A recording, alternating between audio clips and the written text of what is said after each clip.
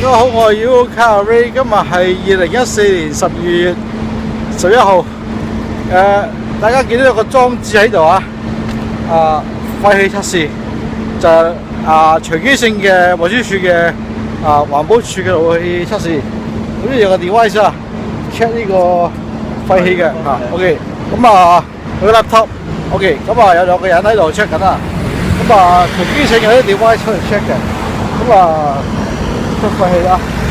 咁有個 device 就係呢個 ，OK， 呢個 device， 我見落啲廢氣 ，OK， 呢個 device。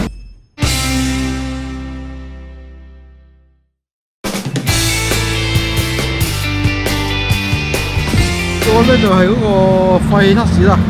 嗰個有個窿咧，就同埋有個鏡頭影住你㗎個車牌啊。呢個係 EDC 啦，呢度有個 sensor。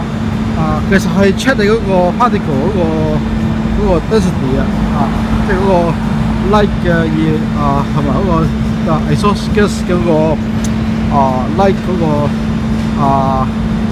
penetration 嘅，同埋個 particle 嗰個 count 嘅。咁奉勸大家一句啦，即係火炭呢度有隨機性嘅 smoke test 嘅，咁你話係咁大家小心啲，保養架車啦，拜。